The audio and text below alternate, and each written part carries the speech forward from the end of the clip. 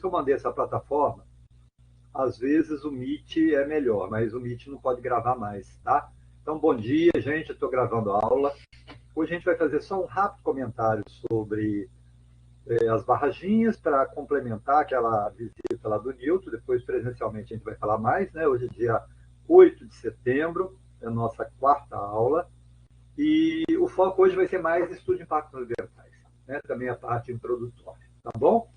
Então, para quem não conhece, esse aqui é o Luciano Cordoval, lá da Embrapa. Esse aqui é uma visita que eu fazia semestralmente com a turma do meio ambiente no semestre, com a turma da agroecologia no outro semestre lá. Esse aqui é o auditório lá da Embrapa. Sempre nos recebia muito bem, né? Essa apresentação aqui, a base é institucional, tá, gente? Está escrito até Embrapa lá.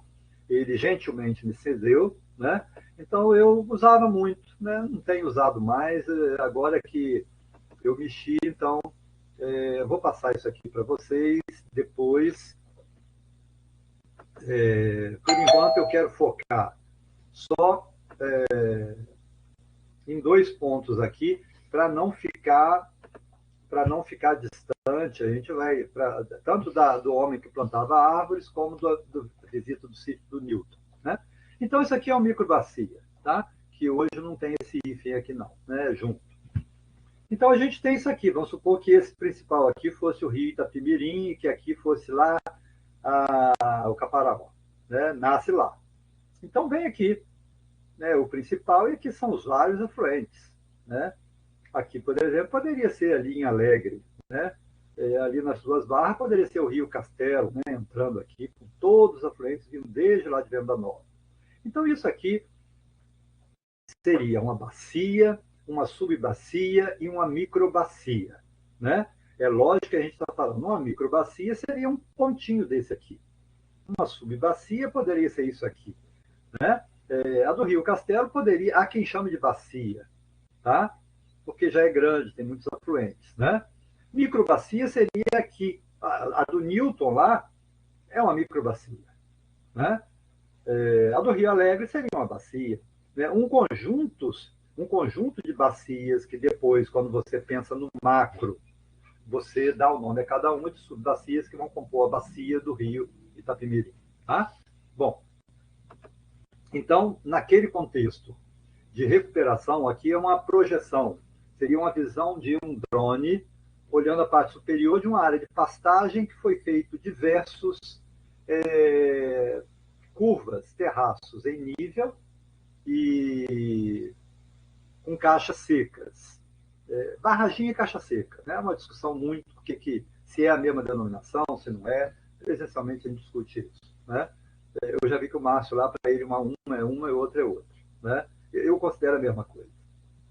É complexo isso aí, mas não faz muita diferença não, desde que você faça, né? Então, isso aqui seria uma projeção em nível. Eu falei com vocês da ascensão do lençol freático. O que é isso? Né? Ontem eu vi o filme de Jesus Cristo, Ressurreição, pela milésima vez, mas numa versão, eu sempre vejo versões diferentes, né? Ascensão do Senhor ao céu. É a subida mesmo, tá? Então você imagina bem que o lençol freático, aqui você tem um corpo hídrico, um córrego, um rio, um riacho, uma lagoa, né? O nível freático dela é esse aqui, né? Que a tendência, não está bem feito esse desenho não, que à medida que você vai se afastando, ele vai pegando esse movimento aqui, descendente, tá? Mas o que vai acontecendo quando você faz terraços, barraginhas, né? Essa foto eu mostrei para vocês lá, vocês lembram, né? Numa dada paisagem. Como a água vai infiltrando, ela vai formando, né? A água tem essa característica, né? Ascensão capilar. Vocês já viram isso, por exemplo, nessas paredes de casa muito simples, sem reboco, na época de chuva, vai molhando aqui muito, o que vai acontecendo? A água vai subindo parede acima, não vai? Todo mundo que já morou em roça, já viu casa assim de reboco, já viu isso aí. É isso que acontece. Então, o que vai acontecendo com o tempo? Vai havendo essa ascensão capilar. E o lençol freático, que era aqui, ele vai subindo. É o que o Newton fez lá, que ele chama de Rio Newton Campos, córrego Newton Campos. porque ele está formando um córrego. Talvez ao longo, não vai dizer que ele vai chegar aqui em cima do morro, vai depender de uma série de fatores, né? Para vocês entenderem o que é a ascensão capilar, tá? Então, o que você vê? Aqui no projeto deles, a ideia é essa. Você aqui perto, você planta culturas, né? Você fez a barraginha aqui, né? Perto da barraginha, você planta culturas de ciclo curto, até verduras, para que a raiz dela chegue nesse lençol freático que é dinâmico. Né? Ele vai seguir uma mobilidade grande. À medida que você vai se afastando, aqui você planta cereais, por exemplo, que o sistema radicular é um pouquinho maior do que das verduras. À medida que vai afastando, você vai plantando frutas, até chegar aqui em outras, tipo abacate, manga, até eucalipto, lá num determinado lugar, né? Que tem um sistema radicular mais profundo. Né? Então, isso aqui seria um manejo que você pode fazer presencialmente, a gente discute mais. Né? Aqui eu queria mostrar isso aqui a gente discute presencialmente, talvez nem mostre isso aqui, porque isso aqui é mais para quem vai efetivamente trabalhar, mas a gente discute, né? Quando você vai fazer uma e quando você vai fazer. Bom, o projeto dele envolve essa parte aqui, né? Dias de campo, é o que a gente pretende fazer aqui em Ativo Viváqua, para conscientização do produtor, né? Aqui você vê, por exemplo, o caso dessa senhora, é muito estranho, é muito interessante, eu vou contar o caso dela presencialmente, vou focar. E aqui é isso aqui, ó. Aqui você colheu água de chuva, né? Essa água vai infiltrando no solo, ela vai criando, né, vai provocando essa ascensão capilar, aquilo que eu falei, que é o que o Newton falou, que ele chorou quando viu uma nascente, né? Então você tem aqui a barraginha foi feita lá em cima, a água foi infiltrando e essa pessoa aqui, que é uma das que estão envolvidas no projeto, fez essa horta aqui. Essa horta aqui é irrigada com a água que infiltra da barraginha acima, né? Então você veja bem, permitiu a criação de renda para essa família, uma família que vivia da miséria, tipo aquela família do sítio do mato. A mesma coisa aqui, já é uma propriedade, pastagem, né? Então isso aqui a gente vai, né? Olha a água que surgiu lá no meio do nada, né? Não existia essa água, né? Aqui é a mesma coisa, né? Tem fotos aqui que são famosas no Brasil inteiro. Esse córrego aqui, por exemplo, é uma água produzida por 30 barraginhas. Não existia esse córrego. Ele surgiu, né? Não dá para dizer ainda que será perene. Com o tempo pode até ficar, né? Mas é uma água que não existia, né? Isso aqui é muito interessante. Esse senhor aqui também faz parte do projeto. Uma lavoura com 60 dias, pegou um veranico dessa região de seca, né? Ele está mostrando o milho. Aqui é o milho próximo às barraginhas. E esse aqui é o milho longe da área de influência das barraginhas. Né? Se você colocar isso aqui em hectare, dá milhares de quilos. Né? Então, aqui está mostrando esse mesmo senhor plantando feijão safrinha, num lugar de cerrado, tá, gente? Montes Claros ali, né? Esse vídeo aqui eu mostro para vocês presencialmente, tá? Então, esse aqui está mostrando, tá, do Piauí. O Piauí tem água em abundância em março, esse aqui foi março de 2006, tá? Essa visita que eu fiz aqui foi em 2008, né? Era recente, né? Então você vê que o rapaz aqui com a moto mostrando que essa água aqui, ela iria para onde? Ia embora. Ia se perder, né? Ia se perder. Então a ideia das barraginhas, que a gente já comentou, é exatamente essa. Isso aqui foi feito lá, né, naquela região ali, no ano seguinte, a construção de várias barraginhas nessa região para você segurar aquela água ali. É um princípio básico, óbvio, lógico, que tem certa dificuldade para certas pessoas ainda. História interessante dessa senhora aqui, esse projeto expandido para áreas urbanas, a contribuição urbana que você poderia dar, muito interessante também. Você vê que está fazendo barraginhas dentro de lotes urbanos. Mariana, até uma ideia lá para o seu projeto de hortas, né? Olha como ficou. Né? Vários prêmios o Luciano ganhou. Né? Aqui a barraginha utilizada para um outro fim, né, tratamento de efluente, só que aí você usa forro, né? Usa o bidim, que é um plástico mais resistente, né? A gente vai discutir isso aí. Visitamos, isso aqui é para também, isso aqui é reter água, que é peixe, né? Projetos de piscicultura. Então você também usa o bidim, aqui outros projetos, muito interessante, nós vamos discutir bem isso aqui presencialmente. Só quero chegar em mais um ponto aqui, tá? Aqui são as famosas lagoas de usos múltiplos, né? Que a gente vai trabalhando. Essa aqui foi uma visita que a gente fez. Aqui já é foto minha, né? Presencialmente eu falo. Então, esse frigorífico aqui havia sido multado e fechado pela Vigilância Sanitária lá de Minas Gerais. E o dono, que abatia em torno de 50 bois por dia, ficou lá no desespero, né? Um monte de funcionário, aquela coisa toda, procurou o Luciano para fazer um projeto para ele. Eu não gostei do nome do frigorífico, vocês viram que mata bem. Foi dia 7 de abril de 2008.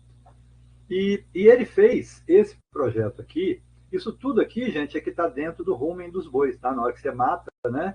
O boi está de barriga cheia. E por incrível que pareça, gente, isso aqui descia tudo para o córrego, tá? Junto com a água de lavagem, aquela coisa toda. Por isso que foi multado e fechado, né? Então, o que o Luciano fez? Fez esse projeto, ó. Fez essa barraginha aqui de cimento, a primeira, para conter o grosso. Né? Isso aqui é madeira, né? Vai passando a parte mais líquida, mas leva alguma parte sólida ainda. Tá? Depois tem outra barreira, que já segura boa parte do sólido também, e o líquido cai nessa canaleta aqui. Tá? Dessa canaleta, retém um pouco ainda do sólido e vai para essa primeira lagoa aqui, uma lagoa anaeróbica. É lógico, porque ela tem muito DBO muito alta, não teria como de ser diferente, né? Passa por aqui, né? Por uma outra filtragem ainda para segurar mais o material sólido, então vai para essa primeira lagoa aqui, uma lagoa anaeróbica. Daqui, né, para o lado que tá vendo aqui tem uma bomba, é o único lugar que tem bomba, tá, gente? Essa bomba aqui pega esse local, poderia ter sido planejada para ficar sem bomba, tá? Ele falou que foi o único erro que teve nesse projeto aqui. Pega essa água aqui e manda para uma segunda lagoa, que ainda é uma lagoa anaeróbica também. Dessa lagoa anaeróbica vai para uma lagoa facultativa, né? Que é essa aqui. O que é uma lagoa facultativa? Ela já tem tanto a quebra do material via micro-organismos aeróbicos, como também micro-organismos anaeróbicos. Então, essa é facultativa, né? Depois vai para essa aqui, que já é a aeróbica. Você vê, olha como que está a cor da água. Para aproveitar mais ainda, como ele tem uma propriedade do lado, esse frigorífico, ele está usando essa água aqui para irrigação de capineira e de café. Mas a DBO aqui já é menor do que 60 miligramas por litro de água, que lá em Minas Gerais, no Brasil, é uma recomendação nacional, né? Então ela já poderia ser lançada no corpo hídrico. Tá? Então aqui você veja a cor da água, lembra lá da primeira, e olha aqui. E aqui, por irrigação, ela é utilizada em capineira e em um projeto de irrigação. Essa aqui é a turma da agroecologia, nessa visita. Eu falo, o tempo passa tanto, né, desses meninos aqui, tem uns que já são doutores, era 2008, né? E tem uns que já são professores. Né? O Natan, por exemplo, já é professor lá no IFE de Muriaé e dá aula exatamente de agroecologia. Né? São os orgulhos que a gente tem de ser professor, né? Umas coisas assim fantásticas. Né? Então está aqui a última lagoa, um projeto assim muito bacana. Bom, só para mostrar aqui para Mariana, você que trabalha com horta urbana, Mariana, aqui é um projeto de horta urbana, lá em Sete Lagoas. O projeto foi criado desde 1998. E quer falar, Mariana?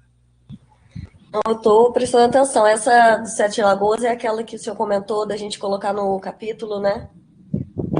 Ela é a maior horta urbana do mundo. Ela está com não sei quantos quilômetros, falou um negócio tão grande, depois você dá uma pesquisada. Uhum. Quando eu visitei, ela tinha 12 quilômetros, que eu já achava uma coisa monstruosa. Né? Com certeza. Agora, parece que ela aumentou. Bom, essa visita técnica foi dia 7 de abril de 2008. Essa aqui é uma professora, Maria Dalva Trivelato, se vocês procurarem, tem muitas publicações. Nós somos colegas de graduação, depois ela casou com um porto-riquenho, mudou lá para o costa-riquenho, não estou fazendo confusão.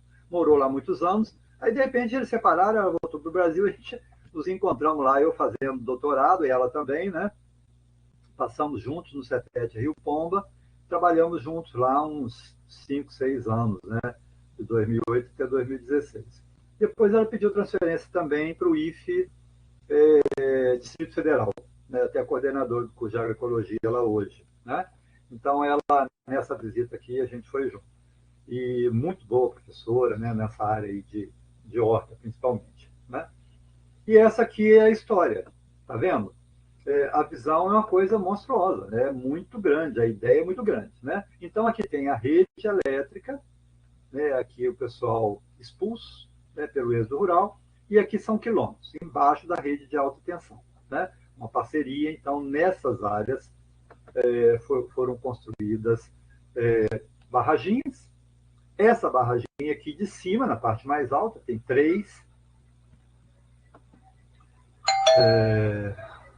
Deixa eu abrir aqui para o William, que está chegando. Bom dia a todos que chegaram depois, que eu não cumprimentei, né? Bom dia, William.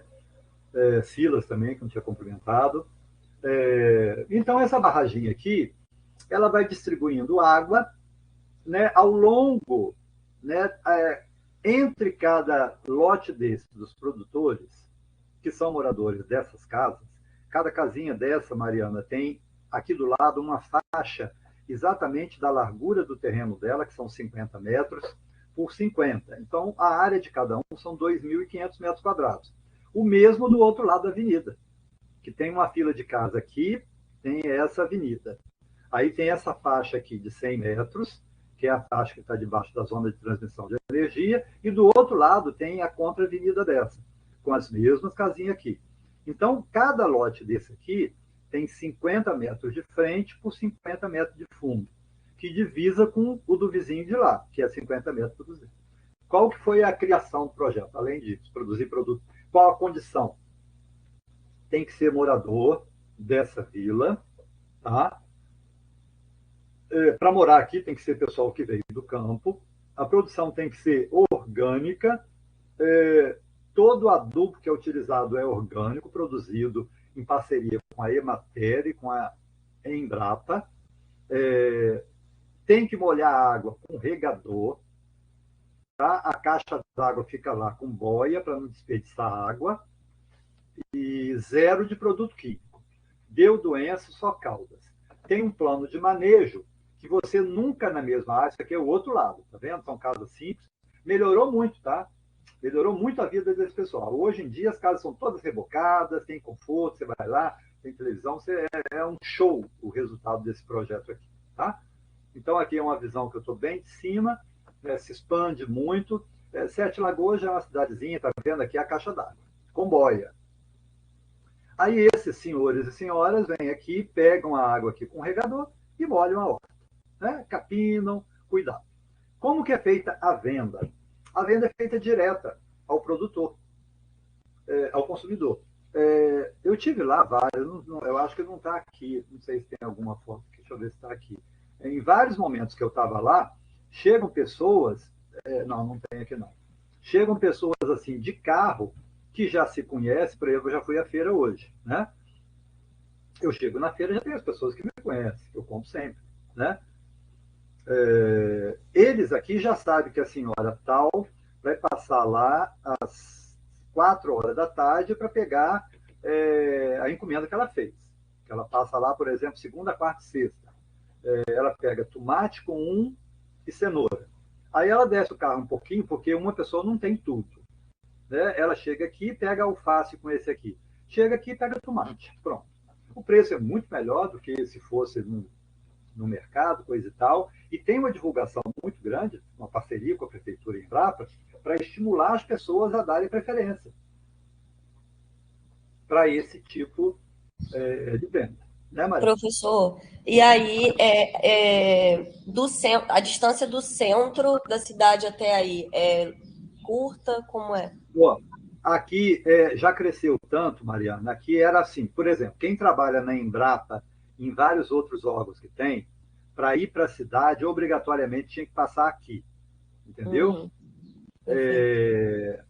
E é muito perto, por exemplo, aqui é bairro periférico, não é centro da cidade, não. Esses bairros que crescem assim, em periferia, só que Sete Lagoas cresceu muito, né? É uma cidade bonita, Sete Lagoas. Então, não é longe. Para quem, para gente, para quem você mora em Campos, né? Uhum, Ela tem uma dinâmica de Campos. uhum, É uma cidade mais espalhada, apesar de não ser do tamanho de Campos, ela é menor que Campos, mas tem uma dinâmica de Campos. Então, as pessoas, muitas pessoas, tem um colégio grande que é aqui perto, tá? uhum. Esse colégio tem muitos pais que vão pegar filhos, muito grande mesmo, é colégio assim, de uns 3 mil alunos, né? Lógico que alguns vão de ônibus, aquela coisa, mas tem muitos pais que vão pegar filho. Então tem uma dinâmica boa. Eles, por exemplo, eles não perdem. E existia uma parceria que eu não vou saber contar detalhes, quando havia, por exemplo, algum aluno perguntou alguma coisa relacionada com isso. Vamos supor que o produtor X tem a alface já quase perdendo. O que que faz? Eu não sei se havia uma feira que alguém levava esses produtos para comercialização, mas tinha uma parceria, tá? Eu sei que não tinha perda, tá bom?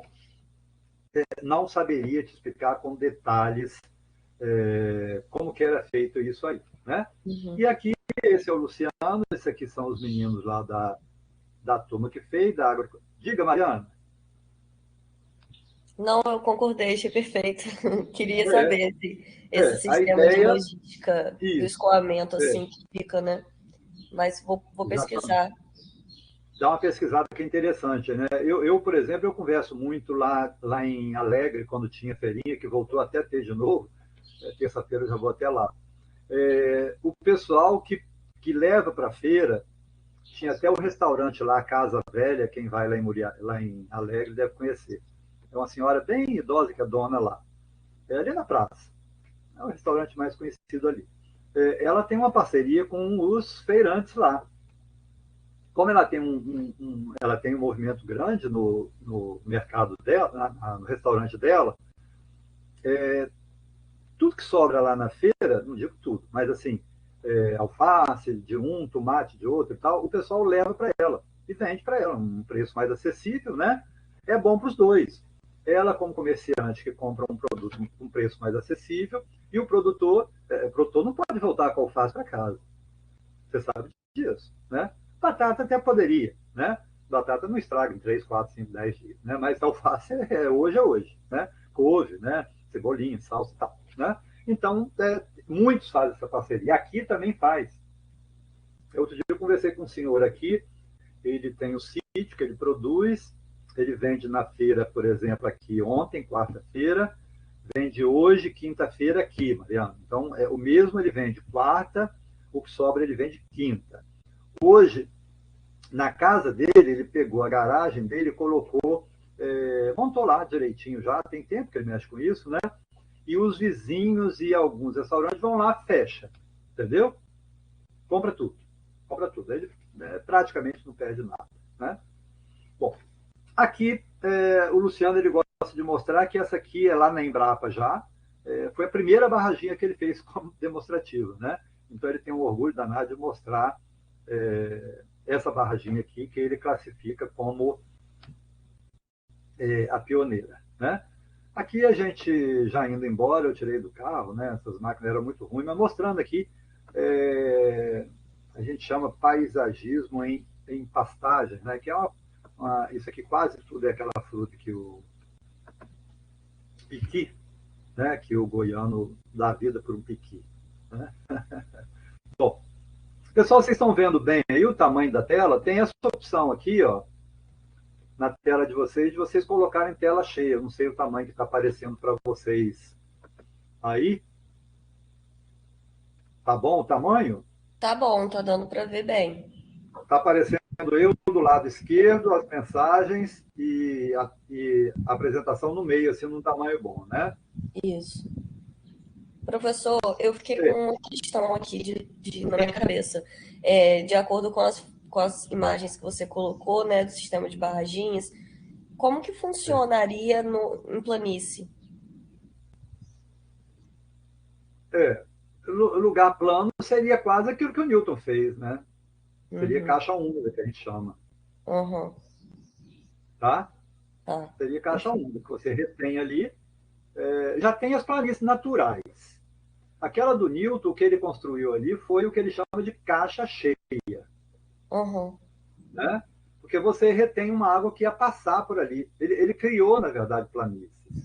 A natureza, quando você vê um local, por exemplo, de veredas, veredas é uma grande barraginha natural. O Pantanal Mato-Grossense é uma grande barraginha natural, né? Agora, Uhum. a Marina fez uma pergunta aqui, né? A declividade é muito complicado. A Priscila que trabalha isso no campo, vão ver o que vai ser uma boa pergunta para quem trabalha isso na prática, que vai ser quando a gente fizer a visita com lá com o Márcio, lá em Atílio Vivar, porque é muito complexo. Eu já vi muitos problemas em pessoas que não levaram isso em consideração. Primeiro ponto, Marina, presencialmente, eu vou pedir até para a Priscila falar isso, que ela tem experiências boas. Se ela quiser falar aqui, Priscila, pode falar também. Deixa eu falar e você fala. Pode Professor, falar, Priscila. eu não sei, assim, eu já tinha visto a pergunta, o limite, mas eu sei que os terraços, né, quanto maior a declividade, tem que ser o terraço de base estreita, né? Aí tem lá as recomendações de qual inclinação teria que procurar no meu material. E para barragem eu realmente não sei, mas eu acredito que o ideal seja melhor não construir em declividades talvez maior que 30%, que eu acho que já fica meio arriscado, assim. Aí seria mais interessante os terraços mesmo, né? Pelo risco E, de rompimento, porque a velocidade é da muito. água, né? O volume de chuva influencia muito nisso. Às vezes pode aumentar o risco de um rompimento, mesmo uma barragem bem feita, né? Que a gente É. não tá. A gente tem que pensar nas situações extremas mesmo. Associado a isso tudo que a Priscila falou, que está 100% certa, outros fatores tem que levar em consideração. Por exemplo, a bacia de drenagem acima do local que você vai fazer a barragem, né? Vamos supor que você tem uma rampa de 100 metros. Você não pode fazer uma barraginha lá embaixo. Com certeza ela vai estourar. Então você teria que fazer uma barraginha nos primeiros 10 metros, outra com 15 metros, outra com 20 metros, entendeu? Morro abaixo. Outra coisa que você tem que levar sempre em consideração, a textura do solo. Um solo de pouca erodibilidade, ou seja, um solo argiloso, por exemplo, o risco é menor. Um solo muito arenoso, olha, a declividade máxima, Marina, é muito pequena, porque o solo muito arenoso, você mexe com a estrutura dele, o risco de acontecer isso que a Priscila falou é cada vez maior. Então a declividade seria no máximo aí 10 a 15%, tá? E dá preferência para outro tipo. E muito cuidado com o ladrão. Você tem que fazer o terreno em área firme, tá? Pessoalmente, a gente conversa mais e vamos deixar para explorar mais o Márcio lá de Atílio Vivar, quando a gente for lá, que ele tem muita experiência nisso aí, tá? Bom, então vamos entrar aqui, gente, no assunto que eu queria mostrar hoje mesmo. Não vai ser definitivo, porque eu vou dar uma repassada nessa aula presencial na próxima, né? Bom, estude impacto ambiental. Não se pode pensar em recuperação de áreas degradadas para médios e grandes projetos sem a famosa, sem os famosos, né, AIA, que é a Avaliação de Impactos Ambientais. Para você realizar a AIA, você tem que fazer o EIA, que é o Estudo de Impacto Ambiental, e o RIMA, que é o Relatório de Impacto Ambiental. EIA, RIMA. Todo grande projeto tem que ter isso, né? A gente vai ver ao longo quais os projetos que tem que ter isso, né? Grandes projetos, todos. Né? Grandes projetos, mineração, por exemplo, né? Rodovias, ferrovias, grandes áreas de suinocultura, bovinocultura, todas têm que ter. Portos, né? É esse porto que vai ser construído aqui em Presidente Kennedy, o céu, né, que é o presidente da empresa, é meu primo. O presidente e o vice-presidente, né, Zé Maria e Marquinhos Vaco Novaes. Eles xingam as obras ambientais mais que tudo. Né? Quando encontram, ele fala, mas isso, não sei o que desgraça. Eu falei, ué, cara, você queria chegar e fazer um porto aí? Ana não tinha cumprimentado. Bom dia, Ana. Andresa, que eu acho que agora deu certo, né, Andresa? Pablo, Priscila, Silas, Williams. Tá. Então, o que a gente pode observar nessas duas fotos aqui? Tá? Aqui foi um ponto que eu visitei já tem um certo tempo, lá na região do Pará, né? Estado do Pará. É um afluente do rio, de um grande rio. Isso aqui é um rio considerado pequeno lá, mas é o dobro do rio Itapemirim. Mas lá é um riacho, né? Porque vai desembocar num rio, acho que era no Tapajós, né? Que tem 20, 30 quilômetros de largura, né? Então, o que acontece? Não foi feito aqui, é um rio, um porto antigo, aqui é a entrada do porto, tá, gente? Quando você entra com os barcos aqui, provoca essas marolas aqui, que eu esqueci o nome lá, tem um nome essas marolas aqui, que é até uma música famosa, uma cantora famosa lá do Pará, uma senhora bem de idade. E essas marolas, elas vão batendo aqui, na encosta. Toda vez que ela bate aqui, não é uma vez, não é duas, não são três, não são cinco, não são seis, são milhares ao longo de um dia, vai solapando, que a gente fala, solapando os barrancos nas margens do rio. O que vai acontecendo? Vocês viram aqui que já tem uma árvore caída aqui dentro do rio? Né? Então, você vai provocando que essa terra que caiu aqui vai provocando o assoreamento.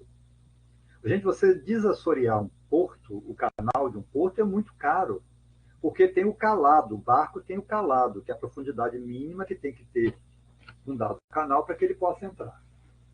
Então, ficaria muito caro esse serviço. Né? Bom, aqui já tem um outro porto, né, que eu visitei há menos tempo, que eu acho que foi em 2000. Esse aqui eu acho que foi lá para 2008, 2009. Aqui foi 2016. Foi aqui em Boiçucanga. Boiçucanga é uma praia belíssima. Se algum dia vocês passarem ali perto entre Trindade e Ilha Bela, tem praias belíssimas ali, né? Eu diria que é o local mais preservado de Mata Atlântica, na nossa região aqui. Belíssima. Aqui é Boiçucanga, né? Pertence à região, não sei se pertence a Ubatuba, Maresias, é naquela região. Aqui é entrada de barco, barco menor, muito jet ski, né? Aqui é pessoal muito rico. Então é muito jet ski, lanchas, né, de menor porte, barco de pescador, não chega a ter barco grande, não. Até porque a profundidade aqui é pequena. Aqui é mar aberto já, tá vendo? O que eles fizeram aqui? Isso aqui é pedra.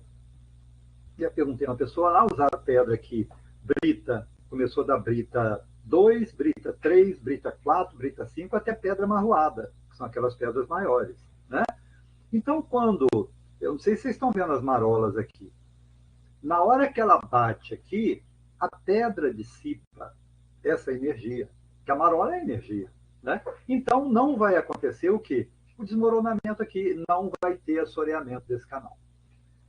O estudo de impacto ambiental, ele visa exatamente isso, que você preveja o que vai acontecer. Tá? Então, pense bem. Veja essa casa aí. Tá? Veja essa casa aí. Não precisa falar nada. Pensem bem o que vocês associam à imagem dessa casa. Tá? Agora, vejam essa outra casa aí.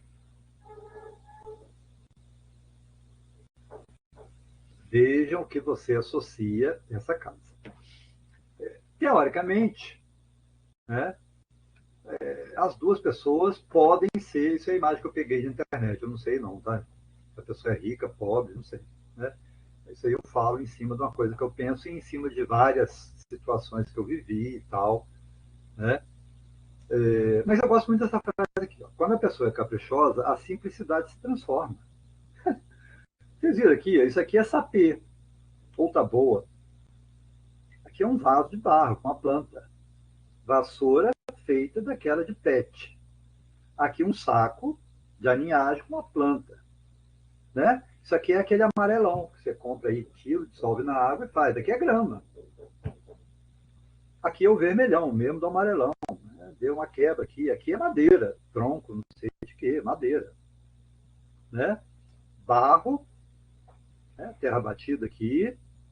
Ou seja, aí eu venho para essa coisa aqui. Eu gosto muito dessa frase aqui. Tem gente que acha que ela é meio antipática. Eu gosto muito, porque eu gosto muito da Ayrton Senna. Né? Ayrton Senna disse essa frase aqui, que foi assim o lema dele. Né? No que diz respeito ao desempenho, ao compromisso, ao esforço, à dedicação, não existe meio termo. Ou você faz uma coisa bem feita, ou não faz. Né? Aí eu vou contar o caso presencialmente aqui, quando que a Ayrton Senna falou isso, num dado momento, mas eu vou contar o caso presencialmente da primeira vez, né, que ele competiu e o que ele fez. Então isso aí é só para a gente pensar, dentro, ainda mais dentro do cenário que a gente vive no Brasil hoje. Né? O que vem acontecendo? O que os grandes empresários querem que aconteça com relação ao estudo de impacto ambiental? Essa facilitação, será que se justifica? É um retrocesso. Mas, ao mesmo tempo, eu concordo que tem alguns problemas que têm que ser resolvidos. Está muito lento, os processos estão muito lentos, mas a solução não é não facilitar, a solução é colocar mais gente. Né? Coisas do Brasil. Né? Então, isso aí a gente já vem discutindo. Eu acho que vocês podem até não concordar plenamente comigo, mas não tem que concordar, é claro. Mas são coisas que a gente vê acontecendo. Né? Bom, o fato é que os impactos ao meio ambiente provocados pelos sistemas, qualquer sistema que seja, tá, gente? Indústria, transporte, consumo, né? Você vê o caso de lixão, de aterro, isso tudo, eles são diferenciados. Pelo menos a gente divide em duas fases. Né? A fase de planejamento e projeto, isso aqui efetivamente não gera impacto. Né? Mas são fundamentais para identificá-los nas fases seguintes. E você tem as outras fases, a fase de construção, você vai ter um tipo de projeto, de impacto. E vai ter a fase de operação, que você vai ter outros tipos de impacto. Então, quando você faz o estudo de impacto ambiental, para que você faz o estudo de impacto ambiental? Exatamente para você prever. Eu mostro essa foto aqui. Isso aqui foi o primeiro projeto que eu tive lá no Cefet aprovado. Isso aqui foi em 2002, 2003, por aí, né? Já tem 20 anos. É aprovado no CNPq, o CAPS, a PEMIG, né? A gente vai ver, eu vou mostrar detalhadamente esse projeto. Fomos aqui, eu e mais 3 amigos, Juninho, Tomé e a Elzimar, que é professora hoje lá da UFES, ali de Geraldo Monteiro, né, do curso de Floresta, acho que foi professora do Silas, e a gente começou a fazer análise. Isso aqui, gente, dentro de rádio, aquilo que a gente falou, o que a gente estava fazendo aqui? O diagnóstico ambiental. Para você fazer o EIA, que é o Estudo de Impacto Ambiental, você faz concomitantemente o diagnóstico ambiental, que nada mais é do que uma prévia do EIA. Quando você faz o diagnóstico, você está fazendo o estudo de impacto ambiental. Então, a gente estava pensando aqui era a barragem antiga. Aqui o córrego todo assoreado. Aí a gente ficou assim, gente, o que a gente vai fazer? A gente entra com a reta escavadeira aqui, nós vamos tirar isso aqui, vamos jogar, ou a gente coloca gente na mão, ou vamos fazer isso aqui. Mas e a terra que vai mexer? E aqui a cerca que a gente vai ter que fazer? Ou seja, a gente estava fazendo o que a gente chama... Aqui a gente não está provocando impacto nenhum. O que a gente está fazendo isso aqui? O planejamento, para que nesse planejamento a gente possa fazer o projeto. Praticamente não existe impacto aqui. E nessa análise você já vê assim, não, mas se a gente fizer isso aqui vai dar menos impacto. Na hora que for construir, se a gente fizer isso aí, vai dar muito impacto. Se a gente fizer isso aqui, vai dar menos impacto. Né? Vejam de novo a dissertação, a Geisa, que define bem isso aí. Né? Bom, então, nós 4 fizemos isso aqui. Por exemplo, o Tomé estava lá. O Tomé é agrimensor. Apesar de ser agrônomo também, a especialidade dele é agrimensura. Então ele falou, não, eu faço o levantamento aqui, porque a gente queria fazer uma série de 11 barragens. Aí Priscila e Marina, que me perguntaram sobre isso, Mariana, não seria barraginha, seriam lagoas, mas é uma barraginha grande, uma lagoa é uma barraginha grande. Essa água aí ia toda embora, entendeu? Aí só tinha essa, que, como estava tudo assoreado, sei que era o ponto de captação de água lá para o Instituto, quando chovia muito, enchia muito rápido aqui e ia tudo embora.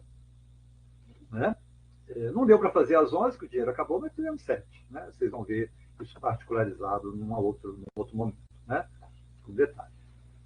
Aquele ponto ali é quando já mexeu, aqui já na fase da construção. Está vendo aquilo que vocês viram lá? Isso aqui é 1 ano depois. Está vendo o que eu falei? Ó? Aqui, ó, a barragem que tinha aqui. Olha como que era a captação de água que a gente bebia, tá, gente? Eu tirei bem na hora que a vaca estava passando aqui, essas aqui, a gente bebia essa água aqui. Depois eu vou contar detalhes disso aí pessoalmente, né? Numa aula presencial que a gente discute melhor. Né? Então, isso aqui já é na fase de execução. E aqui já tem, ó, 1, 2, 3, 4, 5, e tem 2 aqui para cima, já prontos. Isso aqui a gente previu que aconteceria. Porque para fazer essa barragem de terra aqui, Priscila, que entende mais que eu disso, a gente tinha que tirar a terra de algum lugar. De onde que a gente vai tirar a terra para fazer uma barragem? Não existia essa barragem aqui, essa terra aqui. Então a gente tirou aqui. Aí nós previmos o que a gente faria aqui depois. O que a gente vai fazer aqui? Né? A taboa que tirou foi retirada com reto escavadeiro, que não deu. Depois entrou um senhor lá, que eu fiquei com pena dele.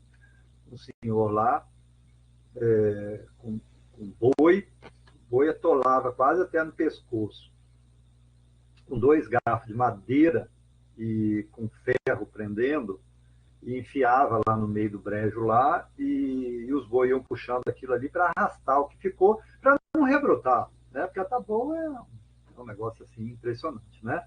Bom, então essa aqui já é a fase. Essa aqui, deixa eu abrir aqui para o William, já é a fase de construção da obra. E aqui já é aquela fase que eu falei para vocês, a fase de monitoramento, que a gente viu lá. A gente fez um PRAD para depois da construção disso aqui. É um plano de recuperação de áreas degradadas. A gente considerou, por exemplo, isso aqui, que foi uma obra, isso aqui é uma barragem. Né? Aqui, pessoal, a gente viu errar. Depois eu conversando com o pessoal, por exemplo, o engenheiro civil, ele falou, vai ser super dimensionado, porque a ideia era essa. Porque vai que esse treinamento vai para um tanto de coisa. Então, o nosso work, por exemplo, com as 7 laboratórios de medicina, que é o nosso mais tradicional, levaria tudo se desse mundo de água, porque são milhões e milhões de hectares. Né? Depois, um vídeo que eu vou mandar para vocês, para poder calcular quantos milhões de água tem acumulado aí. Né? Então, nós fizemos aqui trilhas educativas, umas 10 aqui de vegetação, uma parte de vegetação natural. Professor, está falhando. A gente não está conseguindo ouvir. Tá ruim aqui o sinal. Eu vou esperar um pouquinho. Eu acho que agora voltou. Voltou? Parece, não tá falhando mais, não. Tá ouvindo bem? Tá ouvindo bem? Sim. O sinal realmente tinha ficado fraco aqui, eu não tinha visto, não. Tá? Show. Então tá bom, qualquer coisa você me fala, tá? Bom, deixa eu repetir só esse pedacinho aqui então. Então, esses projetos aqui, a gente previu que a gente teria que revegetar, tá? Teria que revegetar esse talude.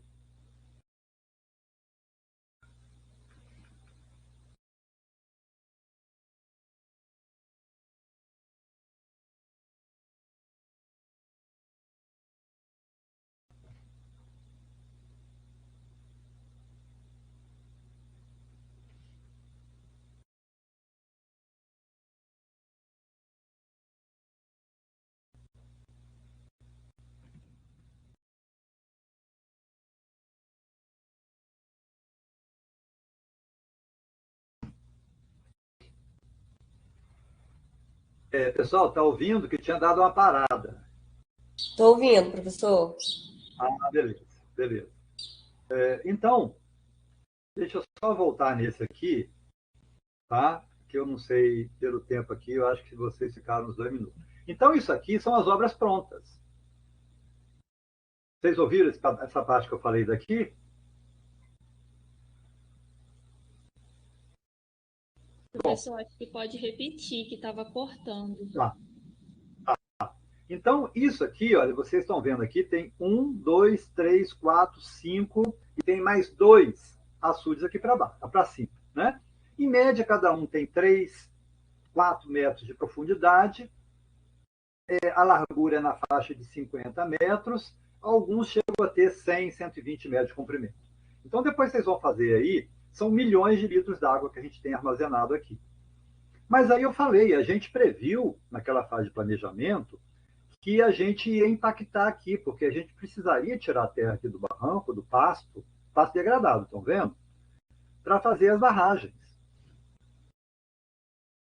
Tá? Então já tinha um planejamento para fazer isso aqui. Naquela fase ali, a gente fez um planejamento. Tá? Isso aqui é a fase de monitoramento. Esse aqui é o primeiro, é o maior deles. Esse aqui tem 150 metros, né? Tem uma largura média em torno de 70 metros e tem uma profundidade média em torno de 7 metros. Né? Então, você multiplica aí 7 vezes 100, né? Já vai dar 700. 700 vezes 100, 7 mil, 70 mil. 70 mil vezes 1.000, 70 milhões de litros d'água. Só esse aqui, tá? 70 milhões de litros d'água. Você vê o acúmulo. Se não tivesse feito isso aqui, essa água estava onde? No nosso caso, estava aqui no mar. Né? Que essa aqui não, no Rio de Janeiro, é Rio Pomba. Rio Pomba. Já teria pegado o Rio Pomba, estava lá no Rio de Janeiro. Há muito tempo. Né? Há muito tempo. Né? Então, essa aqui que é a ideia. E aqui entraram vários projetos. Eu, pelo menos, eu devo ter umas 10. Eu devo ter umas 10 TCC de menino lá da agroecologia, do meio ambiente. Todos, vários projetos. Depois que eu saí de lá em 2016. Né? Eu sei, pelo menos, aí uns 15 que fizeram aqui. Não só aqui, né? Na área toda. É uma área que tem muitos projetos. Aqui, por exemplo, teve vários projetos de revegetação. O sinal agora está beleza. Qual que é a melhor gramínea para revegetar talude? Né? Então, isso aí já é a fase de monitoramento que entra. Né? É a fase cenário pós-degradação, que a gente chama. Né? Resumindo, o EIA ele tem por objetivo identificar, analisar e avaliar os impactos ambientais gerados por atividades potencialmente poluidoras ou degradadoras, bem como propor medidas mitigadoras e planos de monitoramento. Foi aquilo que a gente fez. A gente vai tirar aquela tapoa que está lá dentro do bege, o material do assoreamento. O que a gente vai fazer com aquilo? Vai jogar lá na pastagem de qualquer jeito, né? Para fazer o corte lá no barranco, para fazer a barragem. O que a gente vai fazer depois no local onde foi feito o corte? A gente vai revegetar, Como é que vai ser a macrodrenagem que vai ser feita lá depois. Se não fizer nada, vai descer aquele monte de terra para dentro do lago, quando chover, vai assorear o lago. Né? Então, isso aí, tudo é feito, né? São objetivos do EIA. É fundamental que se faça. Né? Impacto ambiental, se vocês procurarem lá no Google, vocês vão achar assim, milhares de definições. Né?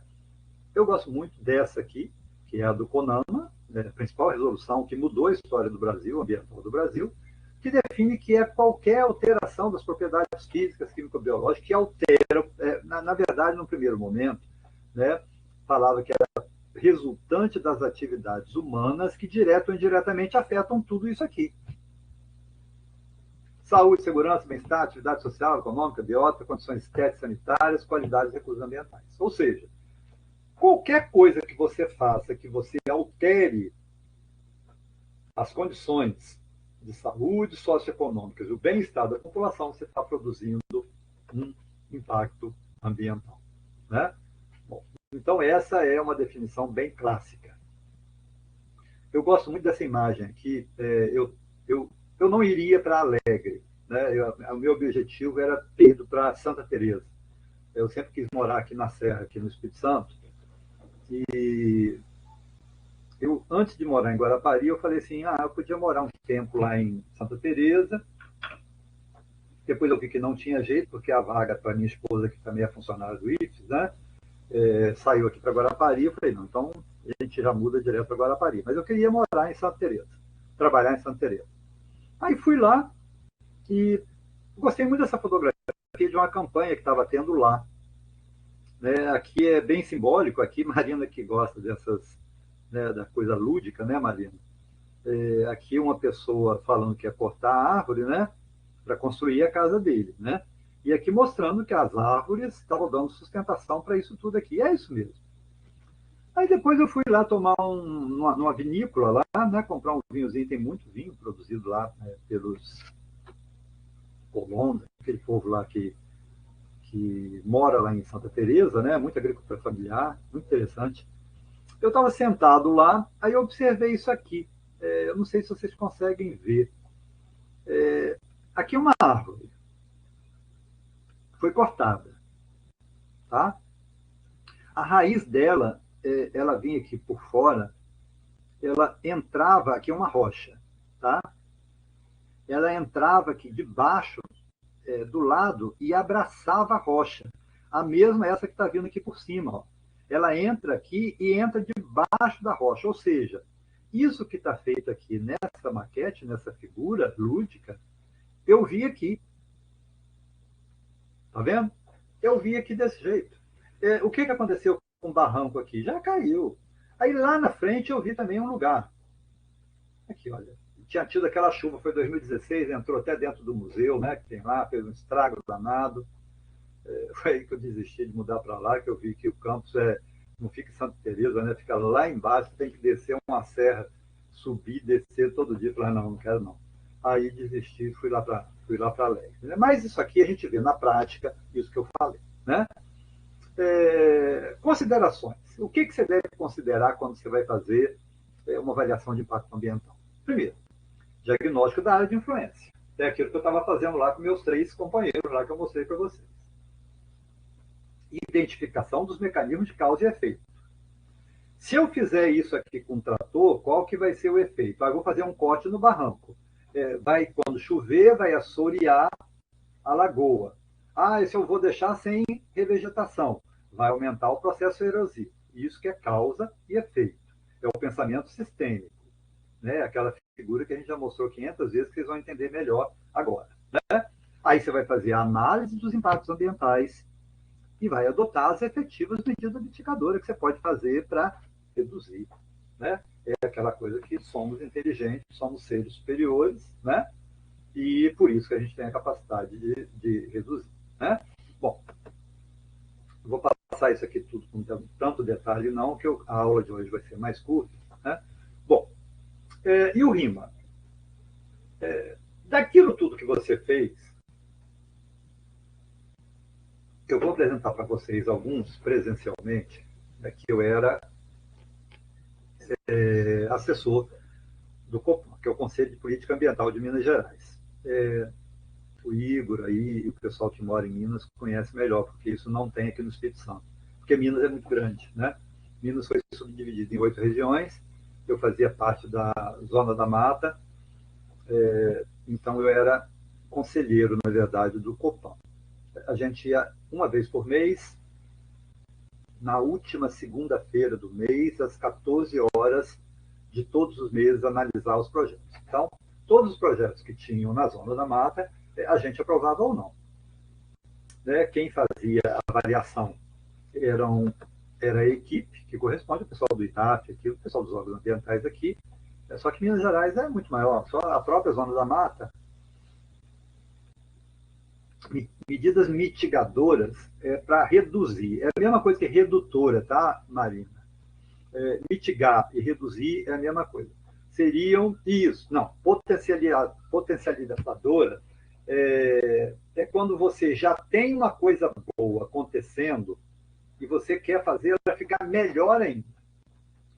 Mitigar é quando não tem jeito de acontecer um problema e você quer reduzir o grau desse problema. Então, você mitiga o problema. Aí sim, depois você pode potencializar uma medida que você adotou, fazer ela ficar melhor. Né? Você faz, por exemplo, numa dada área, você planta 2, 3 culturas. Né? Vamos supor, 2, 3 espécies. Você vai mitigar.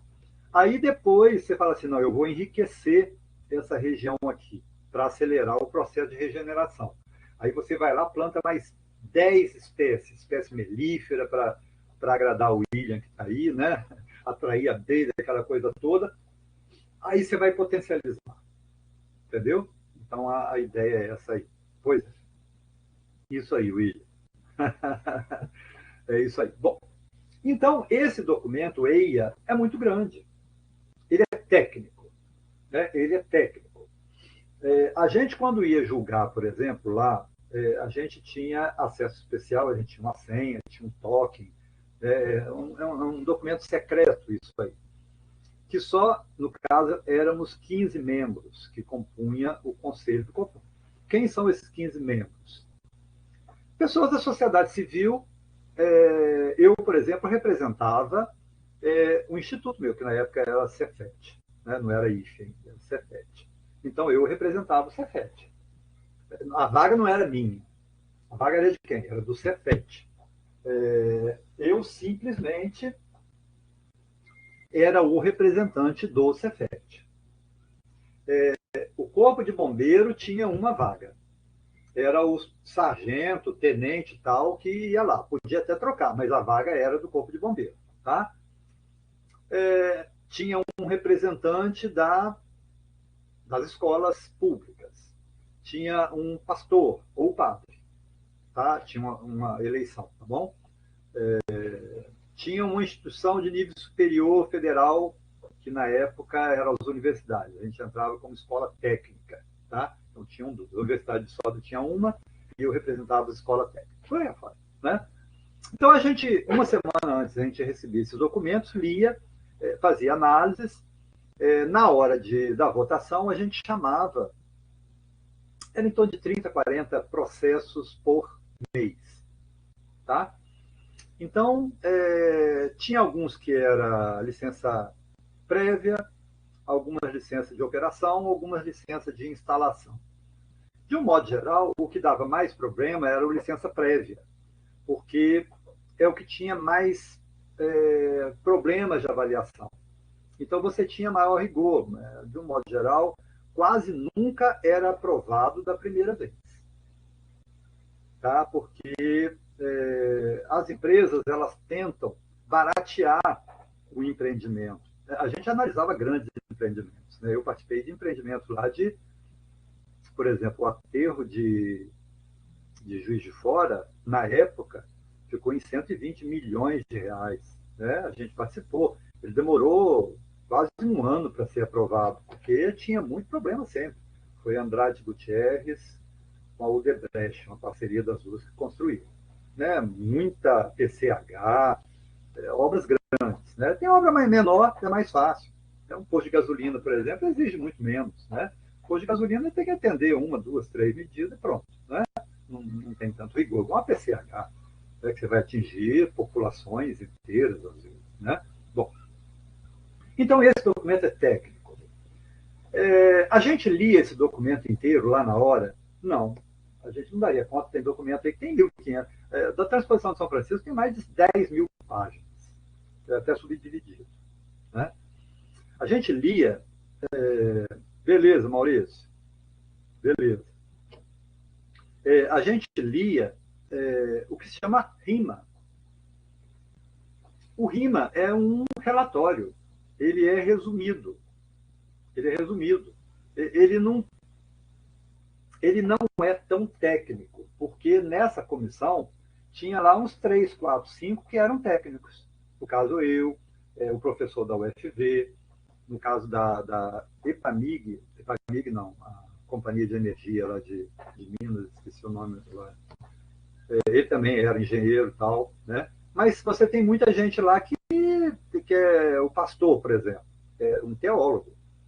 Ele não entende disso aqui, né? Então tem que ser, né, CEMIG. Obrigado aí, Silvio. O rapaz da CEMIG era até muito meu amigo, engenheiro, um cara entendia, até porque, por ser chefe lá do setor, ele trabalhava na regional de Barbacena. Então, ele avaliava muito bem, né? Tem problemas, depois eu vou contar pessoalmente, assim, que acontece durante o processo, né? Bom, então o RIMA é menor. No nosso caso, a gente até padronizou, a gente criou um modelo, tipo um roteiro. Todos tinham que ter o mesmo roteiro, para facilitar o entendimento e nós estipulamos no máximo 40 páginas. Então, eles tinham que fazer isso. Podia ter 10.000 páginas, eles tinham que entregar o RIMA em 40 páginas. Então, a gente analisava isso aqui. Qual que era o planejamento, qual que era a instalação, o que ia acontecer na operação e na desativação, quando é o caso de PCH, por exemplo, ou de áreas de mineração. A área de mineração ela tem uma vida útil. Pode ser até 200 anos, mas um dia acaba, né? Bom, para empreendimentos menores, né, vamos supor uma área de mineração de areia, com uma quantidade que eu não lembro mais, até X metros cúbicos por dia, e não vai ser usado draga.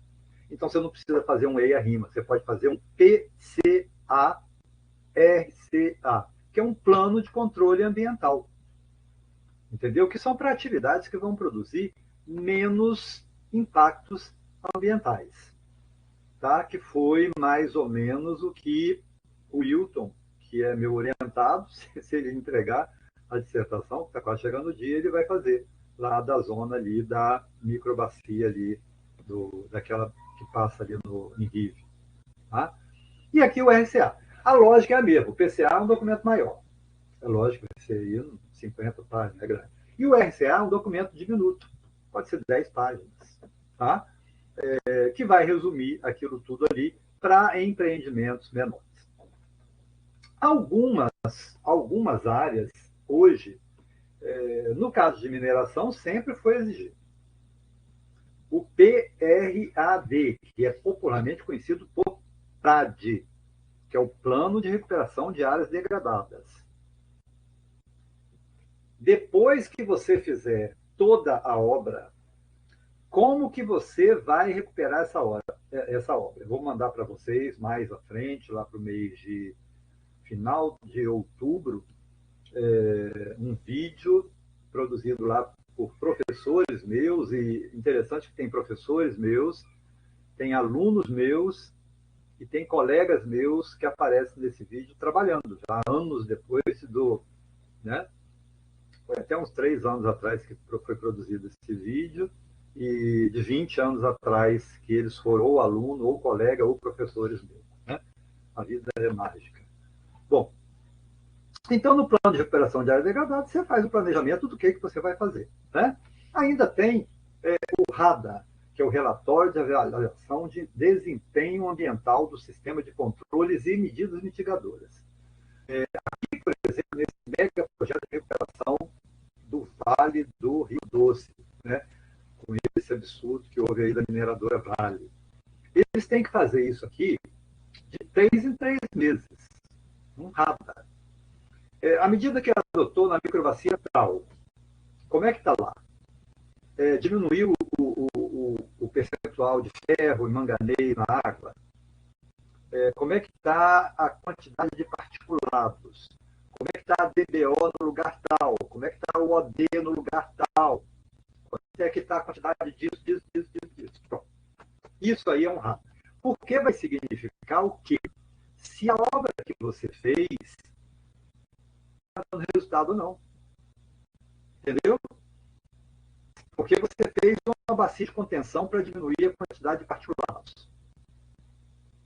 Ou seja, vai sair dali, vai passar numa lagoa, os sedimentos vão ficar e a água mais limpa vai sair pelo ladrão. Aí você faz uma análise do ladrão e vê que não resolveu nada, continua saindo o mesmo tanto. Você tem que fazer talvez outra lagoa. Então, essa que é o objetivo dessa rada, né? Bom, como é que você vai saber se você vai precisar fazer um PCA, RCA ou um EIA-RIMA?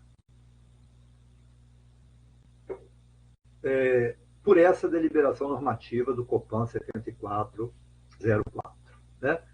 As classes 1 e 2 são consideradas de pequeno e médio porte. Você não precisa fazer EIA-RIMA. Essas aqui você precisa fazer. Né? Aqui, por exemplo, grande porte, grande potencial poluidor. Seria mineração, por exemplo. Né? E por aí afora vai. Né? Dentro você veria, vamos supor, que você vai avaliar. Né? Então, aqui você tem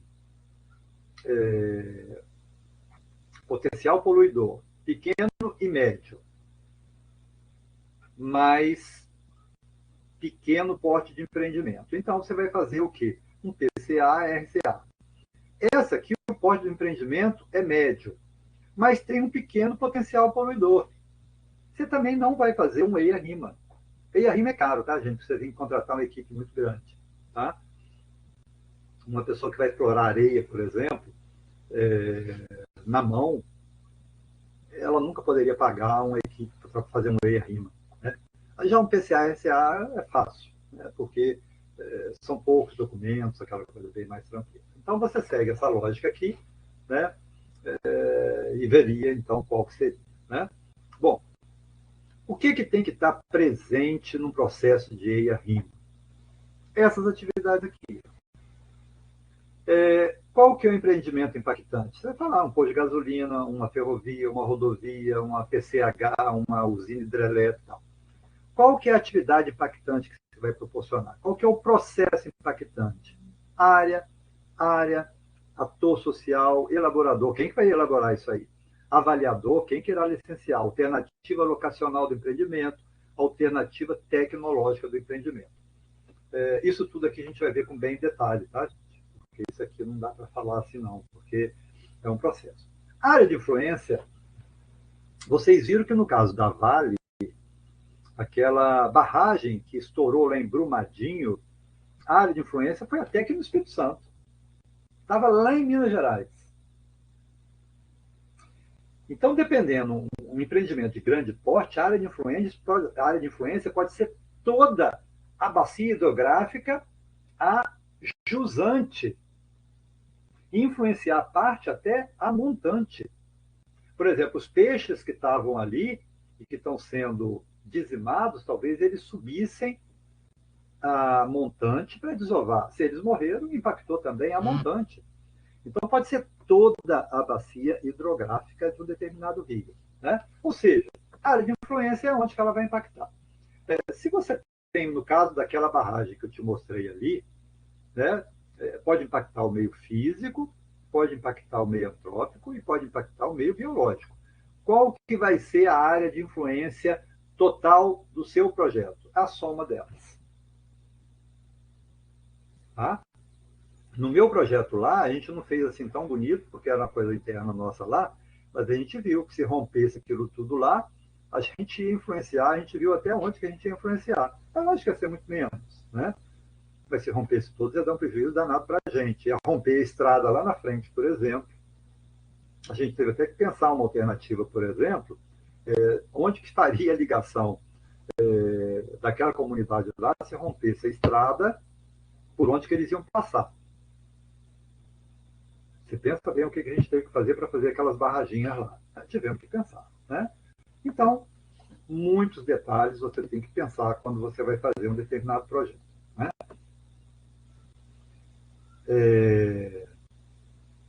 Aqui a gente vai ver assim, bem detalhe, quando a gente recuperar a nascente. Eu não vou mostrar isso aqui agora não, porque a gente vai trabalhar muito essa questão aqui no projeto de recuperação de nascentes. Vou deixar meio batido isso aqui para discutir em outra aula. Isso aqui é Sete Lagoas, muito interessante essa propriedade aqui, eu quero mostrar para vocês. Bom, os objetivos do estudo de impacto ambiental, eu acho que para vocês já ficou bem claro, né? Proteger o ambiente para as futuras gerações. A partir do momento que você explora uma dada área, explora no bom sentido, e você a mantém, né? Por exemplo, a Marina fez uma trilha que eu nem sabia, eu tinha esquecido, na verdade eu sabia, mas tinha esquecido. Lá na Cachoeira da Fumaça com a Andresa. Você quer que os seus netos, bisnetos, filhos, tataranetos também façam isso ali. Agora, nada impede que uma pessoa explore ali a área de entorno, é o que a Silvia está propondo na dissertação dela, de uma forma sustentável. Por que não? O Felipe fez lá no Patrimônio da Penha a dissertação dele de exploração do palmito Jussara para você colher os frutos, deixando parte dos frutos para os pássaros e para a perpetuação da espécie. Para dispersão. Se você colher 100% das sementes, por exemplo, daqui a uns tempos não vai ter mais palmito Jussara. Então, tudo isso aí tem que ser pensado, né? Garantir segurança, saúde, produtividade, benefícios ambientais, preservar aspectos históricos e culturais, garantir a qualidade dos recursos renováveis, induzir processos de reciclagem. Foi aquele artigo, Marina, que você fez na outra disciplina, né? Atividades em que o EIA são exigidos. Como eu disse, é uma resolução CONAMA 01 de 86, né? São aquelas grandes, né, que você nem questiona. Estradas, ferrovias, por exemplo, a duplicação da BR-101, eu já vi o projeto dela, né, de EIA-RIMA, grandioso, ferrovias, aeroportos, redes de transmissão, né, de mais de 230 quilowatts, da área também, aterro sanitário. Todos os grandes projetos, eles precisam de estudo de impacto ambiental. Agora, é fácil fazer? Por que o empresário é tão reticente? Né? Por que muitos produtores rurais aí estão adorando o Bolsonaro? Bolsonaro, por ele, é acabado. Né? Aquele Salles também, a desgraça, por ele, teria acabado tudo. Né? Um ponto é porque não é fácil fazer. Não é fácil fazer. Né? Primeiro que você tem que definir, no caso de custos ambientais, quanto vale uma área preservada. É aquilo que a gente trabalhou um pouquinho lá na economia ambiental, que quanto vale? Não é fácil calcular. Pouca gente sabe fazer isso, pouca gente é tecnificada para fazer isso. Né? O mesmo na recuperação de uma área degradada. Quanto custa um patrimônio cultural ou social? Muitas fontes de erro. Vocês acreditam, por exemplo, eu vou falar um que aconteceu quando eu era lá conselheiro do Copan, lá da Zona da Mata, sede Arinhubá. O Rio Pomba, naquele trecho, ele é bem cachoeirado e tinha uma sede PCH. Para quem não sabe o que é PCH, acho que todo mundo sabe que tem uma ali perto, né?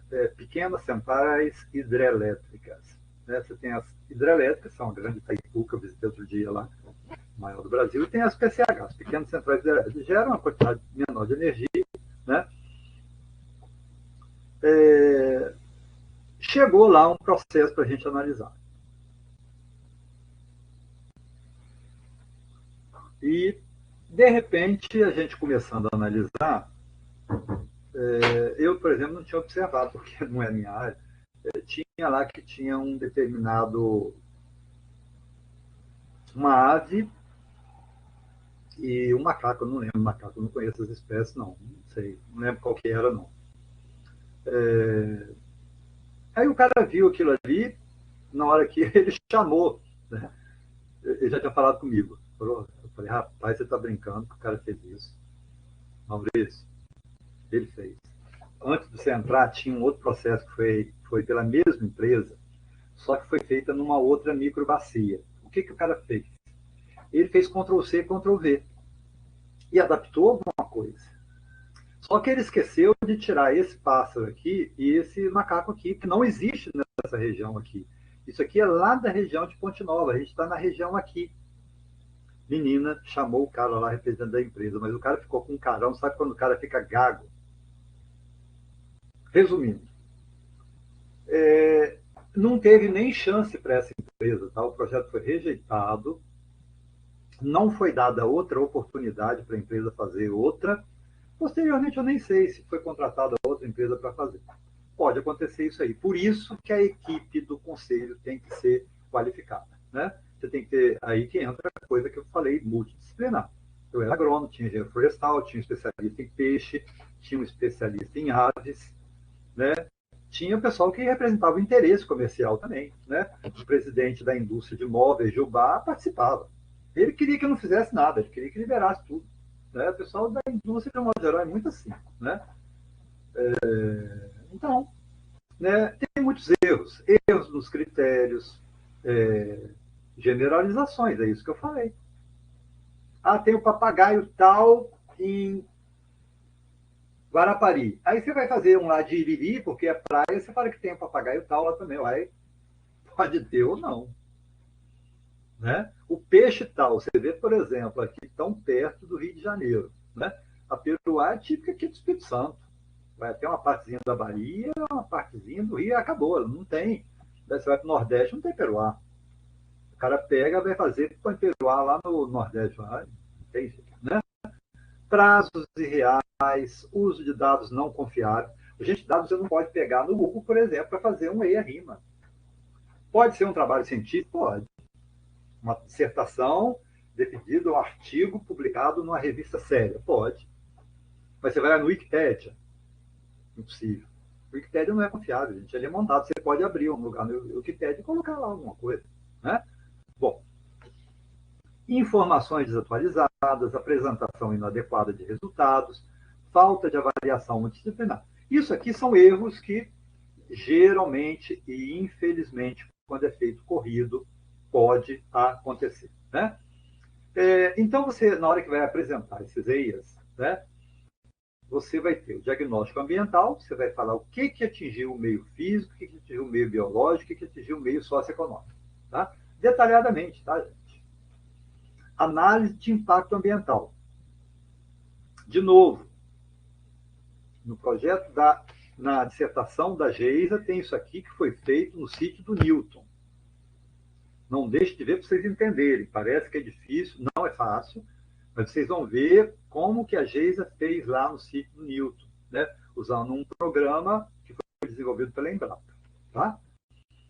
Definição de medidas mitigadoras e elaboração do programa de monitoramento ambiental. Né? Então, os EIAs eles vão ser apresentados dessa forma. Tá bom? Então, basicamente, é isso aí. Né? A apresentação do RIMA, basicamente a mesma coisa. Né? O último aqui, conclusão de alternativa mais favorável. Aquilo ali não deu certo. Não, vamos fazer isso aqui, descrição do projeto, resultados. O RIMA, como ele é mais enxuto, então vai ser aquela coisa que vai ficar na mão do operacional. Né? Essa parte aqui a gente vai discutir mais presencialmente, porque eu quero discutir com um pouquinho mais de detalhes. Essa primeira fase, né, todas as fases do empreendimento é que você tem. Planejamento, a preparatória, a de implantação, a de operação, desativação e fechamento. Todos os empreendimentos têm isso aqui? Não. Tem determinado, você vai montar, por exemplo, um sistema silvopastoril, que dependendo do tamanho tem que ter estudo de impacto ambiental. Precisa ter fase de fechamento? A princípio, não. Mas se for muito grande, você for explorar madeira, entrar máquina para cortar, você vai colocar uma serraria dentro da propriedade. Tem que ter. Tem que ter. Tá? A máquina vai entrar lá tal. Tem que ter também o que você vai fazer na fase de operação. Então, não é fácil, é complexo, tem que ter. Porque antes de ter isso aqui, é um absurdo o que acontecia no Brasil. Né? Gosto muito dessa figura, isso aqui, se eu não me engano, é na Holanda, né, uma ponte para travessia de animais. Está vendo aqui uma rodovia dupla, né? Pista dupla, e aqui uma travessia. Foi uma das primeiras que foi feita no mundo, bacana demais, conta, né? No Brasil já tem algumas funcionando bem. Mesmo ali no estado do Rio, já vi. Não sei se a Mariana passa nela. Bacana, eu não lembro qual rodovia que tem, mas tem umas ali. Mas é ali pela parte daquela reserva ali perto de Macaé, né? Isso. Eu lembro que eu passei e não estava lembrando onde. Por ali. Eles têm no Instagram, eles colocam algumas imagens de alguns bichos que eles conseguem captar, né, pela câmera. Isso. Tá funcionando salvou bem. Muitos animais. Uhum. Também salvou muito, né? Isso. Reserva União. Isso. Muito bacana. Lá em Viçosa, eu tenho um biólogo amigo meu que ele fez na vila de professor, fizeram lá uma saída para BR. Aí tem muito aquele macaquinho pequenininho, acho que é mico, né? E estava tendo muito atropelamento deles. Aí eles instalaram uns 4, testaram até 4 com materiais diferentes, subia assim por poste que foram fixados e eles passavam por cima da pista para sair na matinha, né? E colocou essas câmeras também para registrar. Em pouco tempo eles aprenderam, reduziu a morte praticamente a zero. Estavam morrendo assim, tipo 5 por mês, passou a morrer 2 por ano. Aí com o tempo eu não sei mais, porque eu saí de lá, não acompanhei mais, né? Bom, descrição das consequências, dos aspectos e impactos ambientais, você não pode ser muito prolixo. Né? Enunciados sintéticos, precisos, autoexplicativos, né? Indicativos no sentido das operações. Né? Exemplos, bons e ruins. Destruição de acampamentos e aldeias pré-coloniais. Ou seja, se você fizer essa obra, você vai fazer isso.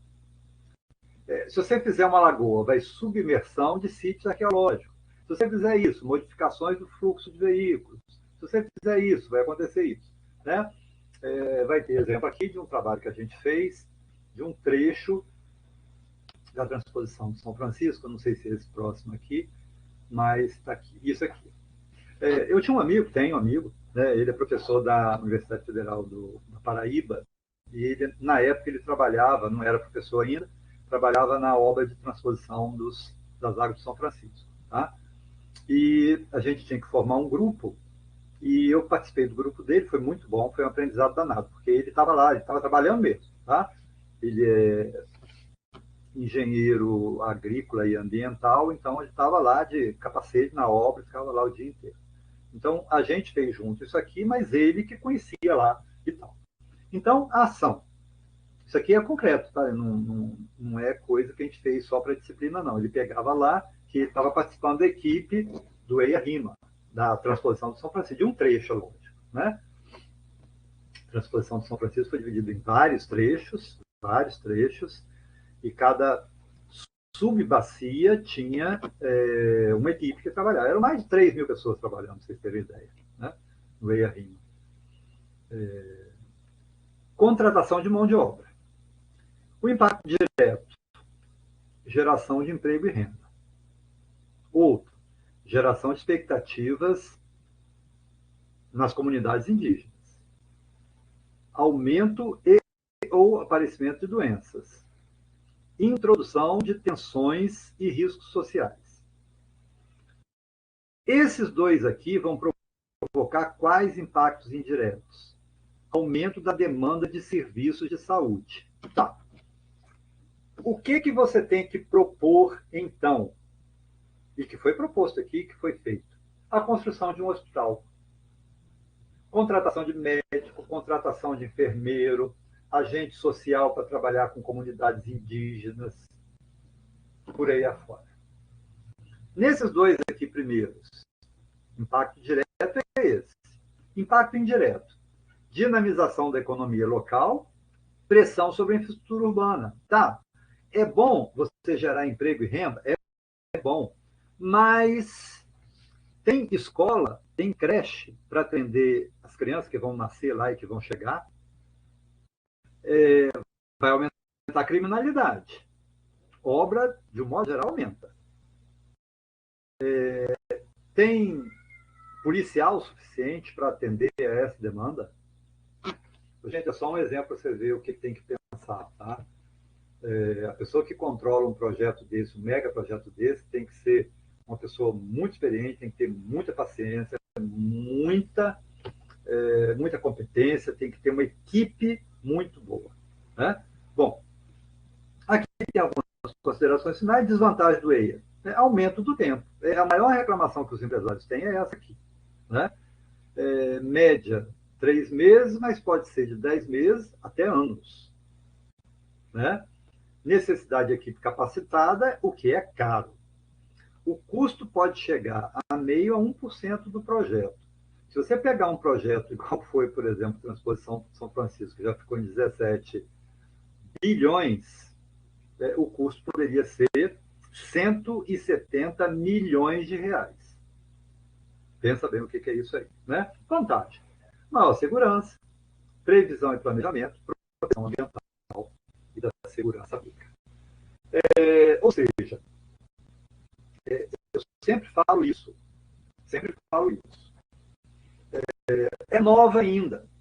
Se você pensar bem, o estudo de impacto ambiental no Brasil, ele começa a valer, o Brasil tem aquela coisa de valer, a partir dessa resolução CONAMA número 0186. 14 com 22, 36 anos. Mas teve que ser criadas regras, teve que ser criado, quem a Silvia aqui que é advogada sabe, você tem que criar leis, aí cria artigo, mas aí surge um problema tal, aí você tem que fazer um estudo, e o que faz para uma condição dessa, né? A parte legal, né? A Silvia que poderia, ela sabe melhor que a gente, que é advogada, que não é simples. Quer falar, Pablo? Professor, É. eu estou com uma dúvida referente à questão de empreendimento. Parece que, de acordo com a legislação, se um grupo de uma sociedade ou um grupo formal pode fazer um pedido do órgão ambiental para determinado empreendimento fazer esse EIA. Eu queria saber como é que é o processo, se vai diretamente no Ministério Público ou se vai no órgão ambiental. Aqui no Espírito Santo, eu não sei se alguém aqui poderia te responder bem. Lá em Minas, sempre tinha que ser uma pessoa tinha que ter CNPJ. Tá? Se fosse um empreendimento rural, podia ser um CPF. O CNPJ podia ser um grupo de pessoas. Não tinha problema nenhum, se foi isso que você perguntou, se eu entendi. E o caminho era o mesmo. Para qualquer tipo de empreendimento que você fizesse lá na região da Zona da Mata Mineira, você tinha que dar entrada no processo em UBA. Facilitou isso um pouco depois, tá? Você podia disponibilizar na internet os formulários que você podia baixar, preencher, mas obrigatoriamente você tinha que dar entrada lá em UBA. Então, um representante da empresa levava isso lá, dava entrada, tem um termo de referência que você pegava para acompanhamento do processo. Depois de um certo tempo, analisada a primeira fase, o órgão ambiental mandava um especialista na área onde você ia desenvolver o projeto e procurava o representante legal. Que se fosse um grupo, se é isso que eu entendi que você perguntou, procurava o responsável. Entendeu? Porque você tem que colocar naquele preenchimento daquele documento quem que vai ser o responsável legal. Ah, são 10 pessoas? Tem, mas tem que ter um, como se fosse o presidente, o gerente, o responsável legal. Porque é ele que vai ser procurado. Entendeu? Agora, teve mudanças recentes, tá, Pablo? Teve mudanças recentes, principalmente aqui no Espírito Santo. Na área rural, eu sei que tem coisa que foi mudada. No Espírito Santo tem certos procedimentos que são diferentes de Minas, que é diferente do Paraná, que é diferente do Amazonas. Você tem uma lei maior, que é o IBAMA. Né? Se você tem, por exemplo, você vai construir uma ponte ligando um estado ao outro, tem que passar pelo IBAMA. Você vai fazer uma rodovia, uma ferrovia que corta 2 estados, tem que passar pelo IBAMA. Não é o órgão ambiental local. Grandes obras, Petrobras, quase tudo que ela faz tem que passar pelo IBAMA. Você vai mexer em áreas, grandes áreas, né? Lá no Paraná eles estão querendo fazer uma rodovia que vai cortar o parque lá de Foz do Iguaçu para uma cidadezinha do outro lado. O IBAMA está analisando. Né? Então, isso tudo depende de estado para estado. Sempre é bom, se você for fazer uma pequena obra, você procurar o órgão ambiental mais próximo a você para te orientar. Os sites, na época que eu estava lá, eu já conhecia bem, porque eu já visualizava bem, até eu dava essa disciplina, eu dava disciplina EIA, né, Estudo de Impacto Ambiental, e dava disciplina licenciamento ambiental também. Eram 2 disciplinas, dava recuperação degradada. Então, eu estava bem atualizado sempre, porque até os 2 advogados que tinham lá no Ubá, os 2 tinham sido alunos meus. Então, eles sempre davam palestras lá para gente, todo semestre eu convidava, eles iam assim, com um prazer muito grande, dar palestra lá para os meninos, um semestre no meio ambiente, no outro semestre da agroecologia. A gente gostava porque eles iam com custo zero, né? Porque eles iam com o carro lá do IDAF, não, do órgão ambiental de lá, que eu esqueci, não. Eu estou trocando os órgãos ambientais daqui com os de Minas agora. Mas os órgãos ambientais correspondentes, só que lá tem nome diferente, né? IEF lá, Instituto Estadual de Floresta. Corresponde a aqui. E eles iam lá no carro deles, dava palestra, né? A gente dava um lanche. Só isso aí, pagando deles. E os 2 tinham sido alunos meus, então eles sempre levavam novidade, mandavam para mim. Na época eu não tinha WhatsApp, né? Mandava e-mail mesmo, alguma coisa, então eu sempre estava atualizado. Mas a ideia é essa aí. Né? Tem procedimentos e você tem que observar. O maior que eu estou acompanhando mais ou menos agora, porque foge da minha área de interesse, por ser urbano, é aquele que eu te falei lá do porto, lá em Presidente Kennedy, porque o CEL, ele é meu primo, né? E ele é um mega projeto, são bilhões, né? Vai ser construído um grande porto lá, tem uma ferrovia, então ele está doidinho, porque envolve tudo, órgão ambiental do Espírito Santo, então, e por aí fora vai, né? Já tem mais de 2 ou 3 anos que está em processo e não acabou ainda. Tá? Pessoal, por hoje, o que eu queria apresentar para vocês terem uma noção, tá? Como essa pergunta que o Pablo fez, quem tiver interesse maior, até a Silvia, tá, Silvia? Que na sua área é interessante, você vai trabalhar com mineração, você vai fazer até alguma revisão sobre isso, eu não sei até que ponto, né, que você vai ter que fazer, por exemplo, na zona de abastecimento, né? Tem uma influência disso aí, tem lei, né, que regula isso aí. A própria mineração, o marido da Silvia, ele trabalha com mineração, né? Vocês não estão ouvindo, não? Sinal agora tá bom. Tá falhando um pouco, professor. O sinal agora tá bom. Vocês ouviram o que eu falei? Todo mundo é isso? Não, tá falhando bem. Tá falhando? Tá. O sinal aqui tá 100% agora. Deixa eu esperar um pouquinho que...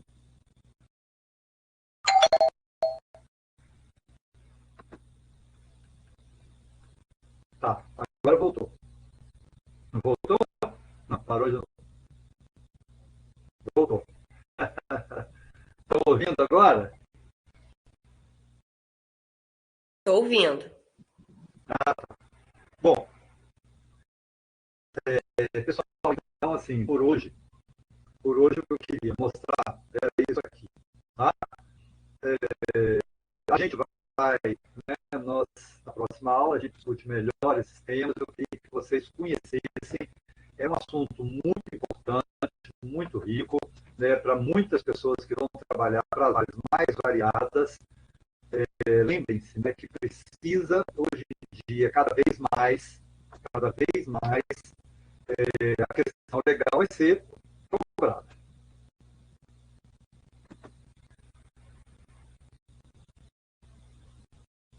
Eu não sei se vocês estão ouvindo, que está dando sinal baixo agora. Estou ouvindo. Então, gente, é isso aí. Abraço para vocês. Alguma pergunta?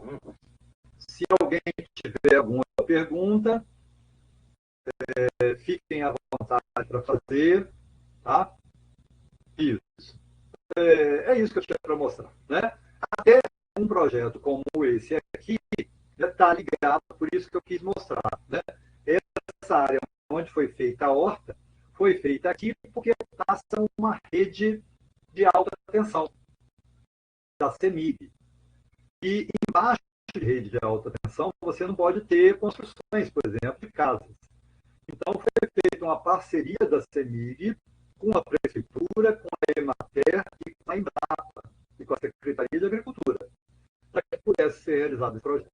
Entendeu? Foi feito um estudo de impacto ambiental, foi analisado riscos que poderiam acontecer caso houvesse um acidente de ruptura da rede, né? Então a gente juntou aqui vários assuntos em um único assunto, tá bom? Pessoal, alguma pergunta? Alguma consideração?